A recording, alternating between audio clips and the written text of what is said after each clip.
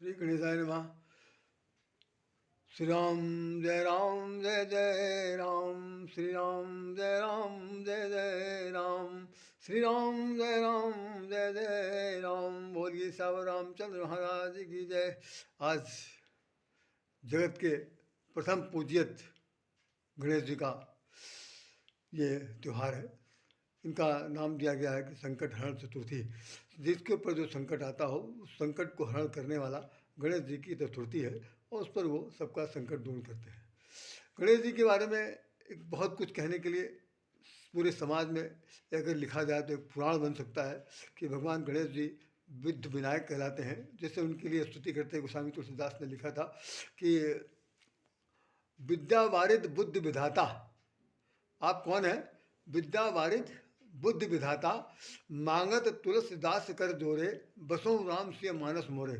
आप विद्या के वारिद हैं, अर्थात विद्या के आप समुद्र हैं और ज्ञान के गुणज्ञ हैं, सर्वज्ञ हैं। आपके बराबर संसार में कोई ज्ञानी नहीं है।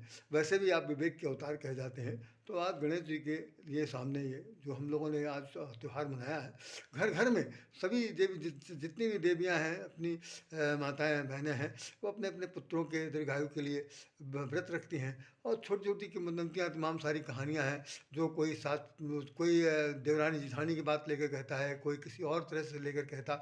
मतलब कहानियाँ हैं, कहानियों में सिर्फ यही लिखा हुआ है कि भाई गणेश जी किसी पर कृपा करते हैं, किसी पर कृपा नहीं किया। और सिर्फ इसलिए नहीं किया, अगर किसी ने उनके साथ छल कपट किया तो उसके साथ उन्होंने भी छल के साथ उसका परिणाम भी दिया। और जिसने अपने वास्तविकता को दर्शाया तो उसको उन्होंने अच्छे से अच्छा फल प्रदान किया। गणेश जी के बारे में मैं सिर्फ इतना ही सिर्फ कहना चाहता हूँ कि सिद्ध सदन गज बदन विनायक, सिद्ध सदन गज बदन विनायक, कृपा सिंधु सुंदर सब लायक। जो सिद्ध के सदन हैं, जो कृपा सुंदर हैं और वो सब प्रकार से संता जनार्दन के लायक हैं। अब नाम इनका गणपति क्यों पड़ा, गणेश जी को पड़ा? अब आप अनुमान लगा सकते हैं कि जो गणेश जी हैं वास्तव में वो सारे गणों के, संसार के जितने भी प्राणी हैं उन सभी के वो एकमात्र मालिक हैं, देवता हैं। जैसे कहना चाहिए कि पूरे हमारे जैसे देश में या जो जहाँ कहीं पर लोकतांत्रिक राष्ट्र होता है वहाँ पर राष्ट्रपति माना जाता है, तो ये पूरे विश्व के राष्ट्रपति हैं, इसलिए इनको नाम गणपति है। गजानन, गज का मुख रखने वाला। आप सोचिए कि हाथी का मुंह रखा गया। भाई जिसके घर में कोई बच्चा पैदा हो, अगर उसके शरीर का एक भाग जानवर का हो तो कितनी बड़ी स्थिति हो सकती है। लेकिन उन माता पिताओं के बीच में इन्होंने अपनी बड़ी भारी प्रसिद्धि प्राप्त की और वो प्रसिद्धि का सबसे बड़ा उत्तर था कि इन्होंने सबसे बड़ी प्रसिद्धि का जो तात्पर्य था वो सिर्फ केवल इतने था कि इन्होंने भगवान की पूजा की, अपने माता पिता की पूजा की। और माता पिता के कहते हैं ना कि ये होड़ लग गई थी कि कौन सबसे पहले पूजा जाएगा, तो इसके लिए तमाम सारे देवता अपने अपने वाहनों पर सवार होकर के पृथ्वी की परिक्रमा करने के लिए निकले। गणेश जी ने सोचा कि पृथ्वी की परिक्रमा करना तो बहुत दूर है, मेरे पास तो जो वाहन है वो चूहा है, बाकी सब लोग दौड़ लगाएंगे, सब कुछ कर पाएंगे, लेकिन हम कैसे जाएंगे? तो उन्होंने चूहे को छोड़ करके अपने माता पिता की परिक्रमा कर ली थी। लेकिन नारद संहिता में ऐसा लिखा हुआ है कि नहीं, उन्होंने राम का नाम लिख करके राम के चारों तरफ 7 परिक्रमा कर ली थी और उसके बाद यह है कि वो वहीं बैठ गए थे। तो सारे जितने भी देवता आए उन सब देवताओं के सामने सबसे पहले प्रस्तुत हुए और लोगों ने यह तय कर लिया कि खासतौर से गणेश जी चूँकि राम की परिक्रमा कर चुके हैं, राम को जीवन में स्वीकार कर चुके हैं, माता पिता ही इनके सर्वश्रेष्ठ हैं, तो क्यों ना भाई इन्हें ही प्रथम पूज्यत कह दिया जाए। तो रामचरितमानस में लिखा हुआ है कि प्रथम पूज्यत नाम प्रभाव, जिसका नाम ही प्रथम पूजा करने पर प्रभाव डाल सकता है। और दूसरी चीज़ आप देख लीजिए कि उसमें जो सुमिरत रामचरितमानस का जो प्रथम छंद है, बिल्कुल शुरुआत जब होती है तो उसमें लिखा गया जो सुमिरत सिद्ध होए गणनायक करिबर बधन, जिसका स्मरण करने से सिद्धि की प्राप्त हो सकती है। और वह गणेश जी कैसे हैं भाई? करिबर बदन, करिबर माने होता है हाथी, हाथी का बदन, हाथी का मुख रखने वाले गणेश जी सबको सिद्ध करने वाले हैं। और ऐसे गणेश जी के पास जानते क्या, हम ज़्यादा संक्षेप में कहना चाहते हैं क्योंकि मेरा जो वीडियो बनता है वो अब इस मोबाइल के थ्रू कहीं ज़्यादा जा नहीं सकता। मैं बहुत कुछ कहना चाहता था इनके ऊपर, मेरे पास एक बड़ा अच्छा खासा साहित्य के रूप में कहने को है, लेकिन मैं सिर्फ इतना बता देना चाहता हूँ कि गणेश जी लंबोदर भी हैं, उनका पेट बहुत लंबा निकला हुआ है, 4 उनकी भुजाएँ हैं 4 भुजाओं में एक में क्या है, अंकुश है, एक में पुस्तक है, एक में भाई लड्डू लिए हुए हैं और एक में फूल है।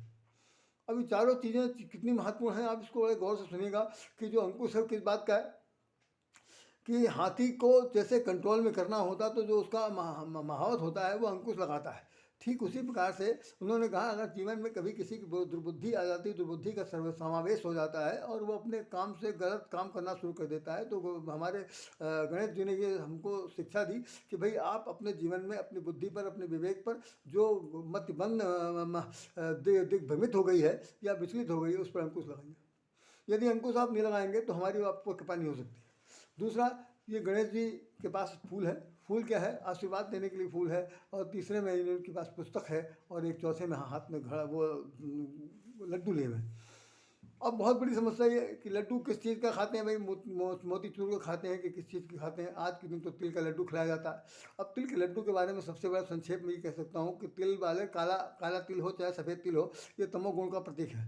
तो तमोगुण को चाशनी में पकाकर, मिठास में पकाकर, प्रेम के रस में डुबो करके उसके लड्डू बना करके गणेश जी को दिया जाता है कि हम अपने जीवन का जो तमोगुण है वो हम आपको सौंप रहे हैं। उसके एक एक बूंद, उसकी एक एक दाने दाने में जो कुछ भी है वो आप स्वीकार कर लीजिए और हमारे संकट को दूर कर लीजिए। और इसलिए उनका लंबोदर हो गया। अब बेचारे सबसे बड़ी समस्या ये है कि यही एक ऐसे देवता हैं कि जो सबके कष्ट को सबके कष्ट को हरण करने वाले हैं। अब उन्होंने लड्डू खाते खाते इनका पेट बहुत फूल गया, बड़ा हो गया और उनको डायबिटीज़ की बीमारी हो गई। मधुमेह, मधुमेह की समस्या है। तो उसमें लिखा हुआ कि कपित जम्बु फल चार भक्षणम गजाननम भूतगणादिसेवितम कपित जम्बु फल चार भक्षणम उमासुतम उमा कह के इसकी पूरा श्लोक लिखा हुआ है कि वास्तव में वो गजानन जो है वो लड्डू खाने की वजह से, उनको मीठा खाने की वजह से उन्हें मधुमेह की शिकायत हो गई। तो वो हर समय लड्डू तो एक हाथ में लिए खाते रहते हैं और दूसरे हाथ से वो जामुन खाते हैं ताकि उसका जो जो काट है उस प्रभाव को जो नष्ट करने वाला है वो जामुन को खा करके। भक्षणम उमासुतम, ये करके है उमा के पुत्र भगवान गणेश जी जो हैं लड्डू खाते हैं। सुखी खाते हो, उनकी इच्छा है नहीं तो कहना बहुत मुश्किल है, लेकिन सब लोग लड्डू उनको खिलाते हैं। तो भाई सबके हित के लिए, सबके कल्याण के लिए हमारे गणेश जी सबका साथ कर रहे हैं, सबको सबके संकट को दूर कर रहे हैं। ये संकट दूर करते हुए सबके कल्याण के लिए वो जीवन में एक राष्ट्रपति के रूप में, गणपति के रूप में वे विराजमान हैं और उनकी सेवा हम सब लोगों को करनी चाहिए, सशक्त नमन करना चाहिए।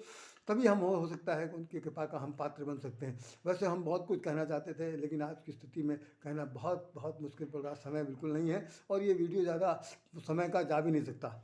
तो इन शब्दों के साथ मैं सिर्फ यही चाहूँगा कि सब लोग गणेश जी की पूजा करें, गणेश जी के बताए हुए पथ चिन्हों पर चढ़ें, उनके विवेक से प्रार्थना करें कि भाई वो हमें अपना विवेक कि एक बूंद भी मुझे दे दें। होता नहीं कि मेरे जीवन के पथ पर कुछ किरणें बिखरा देना, तो ऐसा कोई भी ऐसी बुद्धि सद्बुद्धि दे जिससे सबका कल्याण हो। इन्हीं शब्दों के साथ मैं राधे श्याम राधे आपको नमस्कार करता हूँ। और वैसे कहते कहते मैं एक बात और बताना चाहता हूँ कि गणेश जी की ही एक ऐसी मूर्ति है, इसको हज़ारों हज़ारों लोगों ने, हज़ारों चित्रकारों ने, रचनाकारों ने, कलाकारों ने इतने भिन्न भिन्न तरीके के बना दिया, उनको बना देते हैं जैसा लगता है कि सबसे ज़्यादा वही गए गुजरे हैं कि उनके चित्र को बनाते हैं। जबकि गणेश जी की जो सदमूर्ति है वो तो फिर एक सदाबहार है, उसके बाद कुछ नहीं। और जो इनका चूहा है, चूहा तो बहुत छोटा है बेचारा, जो सोच सकते हैं कि भाई ये बहुत ही तीव्र गति से लिखने वाले, बहुत विवेकशील हैं। व्यास जी ने उनसे कहा था पुराण लिखने के लिए, तो इनकी गति बहुत तेज़ थी, तो उनको वाहन दिया गया था चूहा, ताकि दौड़ भाग ना सकें या काम लिखने पढ़ने का काम छोड़ कर भागे ना,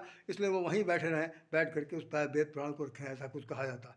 खैर चूहा जो है वो एक प्रकार का ये भी है कि रामायण में लिखा हुआ है कि जो है ना कि अहि मूसक जिम्बारी, जैसे सांप और चूहा ये दोनों जो होते हैं वो बिना किसी वजह के, बिना किसी कारण के लोग एक दूसरे के शत्रु होते हैं। तो जिम अहिमूसक सम उर्गारी, कि बहुत से लोग ऐसे होते हैं जिनके हृदय में जो है सर्प जैसा होता है, जैसे आस्तीन के सांप होते हैं। और चूहा जो होता है बिना किसी वजह के जिस घर में घुस जाए उस घर में उसके कपड़े लगते सब कुछ काट डालता है, खेतों खलिहानों में सब अनाज विनाज नष्ट कर देता है। तो ऐसे चूहे को उन्होंने सिर्फ अपने पास सिर्फ इसलिए रखा कि उनके दबाव से, उनके शक्ति सामर्थ्य से चूहा जो है गलत हरकत न कर सके।